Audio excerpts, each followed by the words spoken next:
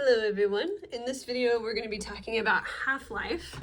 Half-life is the way we measure how long it takes for radioactive isotopes to decay into different elements. So we've talked already about the types of decay that isotopes can undergo, such as alpha, beta, positron emission. But now we're going to talk about the rate of that decay. So we measure this rate with something called half-life. And half-life is the amount of time it takes for half of a sample of a radioactive isotope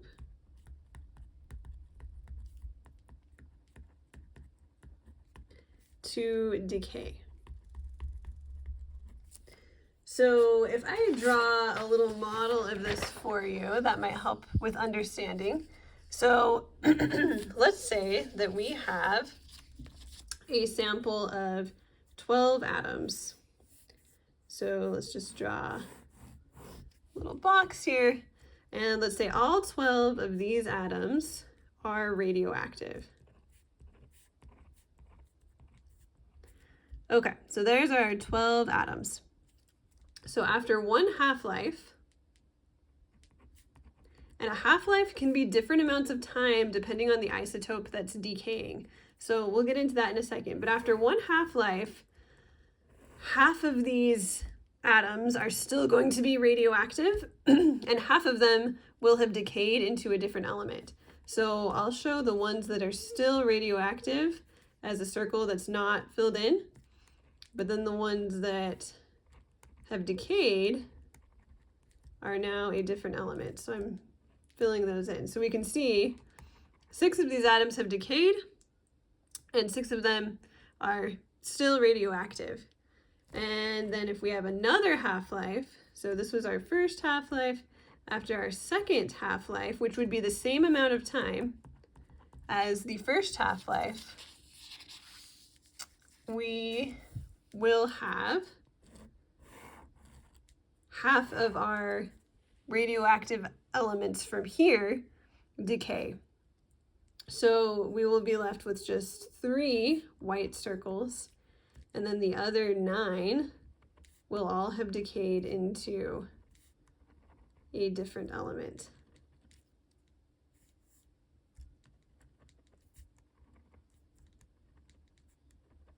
Okay, and this could continue happening for several half-lives until all of the atoms have decayed. So just summarizing again, we started with 12, half of them decayed, so we ended up with 6. Half of the 6 decayed, so we ended up with 3 that were still radioactive. The next question in the notes asks, do isotopes of the same element always have the same half-life? And the answer to that is no, they do not always have the same half-life. For example, there are 2 isotopes, well, there's more than 2, but there are some isotopes of phosphorus that are radioactive. One of them is phosphorus 32. It has a half-life of 14.263 days. One of them is phosphorus 33, and it has a half-life of 25.34 days. So every isotope is going to have its own unique half-life. So we would say no, all isotopes have their own unique half-life. Okay, another question we want to answer is, can we change half-life?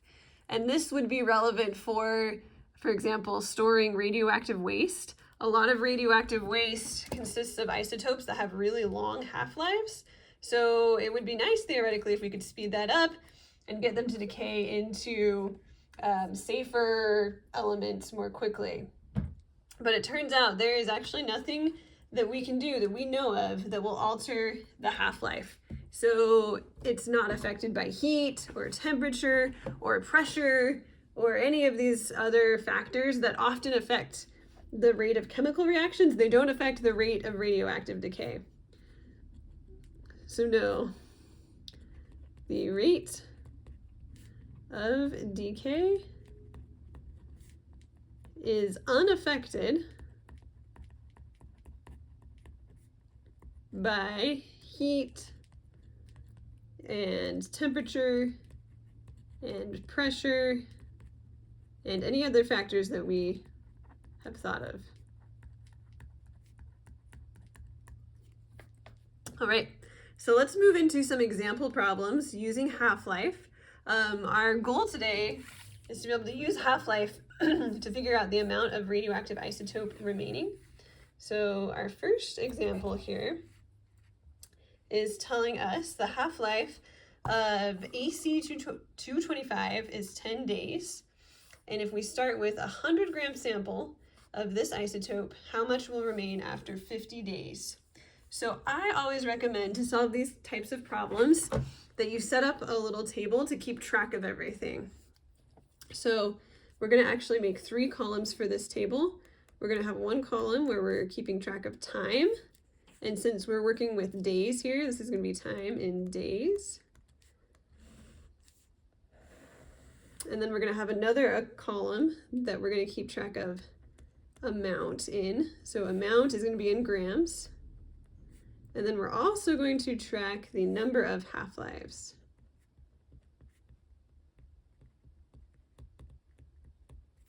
All right, so whenever we're doing a half-life problem, we always want to start with time 0, like before anything has decayed. So always when you're doing a problem like this, start at the beginning and start with your initial amount. So it says we start with 100 grams, so our starting amount is going to be 100. And at the beginning, we haven't had any half-lives happen yet, so that number is going to be 0. Now, we need to see what happens after a half-life. So it tells us that the half-life is 10 days. And after 10 days, we know that half of this radioactive isotope will have decayed into something else. So the amount that is remaining will be half of 100. So half of 100 is 50, and that was 1 half-life. Since the half-lives are 10 days, our next half-life will happen at 20 days, and half of this 50 grams will decay. So we will be left with 25 grams. That's our second half-life. And then our next half-life would be at 30 days. And half of 25 is 12.5. That would be our third half-life. And then at 40 days, we would end up with half of 12.5, which is 6.25. That would be our fourth half-life. And then finally, after 50 days, we would have 3.125 grams, which would be our fifth half-life. And this problem was asking how much will remain after 50 days. So this is our answer right here. Our answer is that, we can maybe write it over here, 3.125 grams will be left after 50 days. That's the amount that is still radioactive. It's still AC-225. All right, you also need to be able to look at a graph and figure out the half-life from the graph. So this is actually really easy to do. The best way to do this is to look at the y-axis. The y-axis is measuring, right here it's measuring disintegration rate, so how much it's decaying. But it's basically going to tell us how much radioactivity we're starting with. So we're starting out with 16,000, and then we want to see how long it takes for that to cut in half, because that will be our half-life. So 16,000, if we cut that in half, that would be 8,000. And our x-axis is time in days. So if we go down to where the time is at 8,000 disintegration rates, our time is 8. So that means our half-life is 8 days. So again, just look at the amount that you're starting with, cut that in half, figure out how much time passed between the beginning and when you get to half, which is 8 days, and that is your half-life.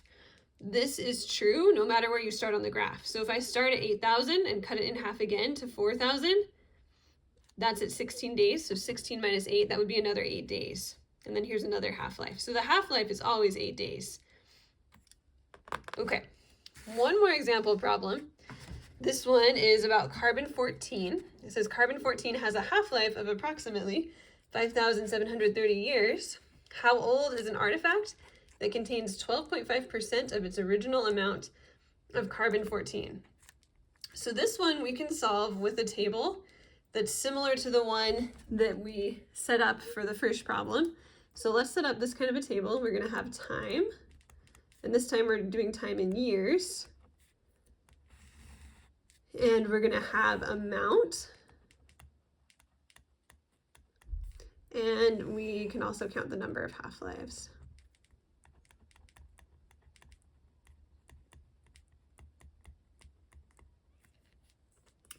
So our time will always start as 0. So let's start at 0.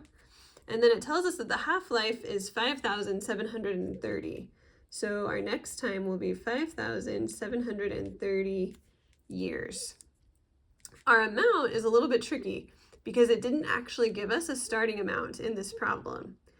But if they don't give us a starting amount, we can assume that we're starting with 100% of our sample. Like 100% of our sample is carbon-14, is radioactive. So if they don't give you a starting amount, just assume that you're starting with 100% if you're using percentages. Or if you're using fractions, 100% in fraction form is actually 1. And no half-lives have happened so far. After one half-life, if we cut 100% in half, that would be about 50%. Or if we're using fractions, that's half of our sample is left. So after one half-life, 50% is left, which totally makes sense because the half-life is the amount of time it takes for half of our sample to decay. So we need another half-life. We need to add 5,730. So if you want to do that on a calculator, you can. You'll end up with 11,460 years.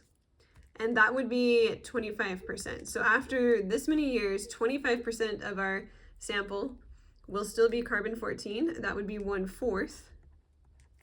And that would be 2 half-lives. We want to get down to 12.5%. So we need to add 5,730 one more time to add one more half-life. That's going to be 17,190. That will be 12.5%. which is 1/8. So that would be 3 half-lives. And that means our artifact would be about 17,190 years old. So this is how they figure out the age of different artifacts, things that have been living before you can use carbon dating. So that is all the information you need to know to solve problems with half-life and to understand what half-life is.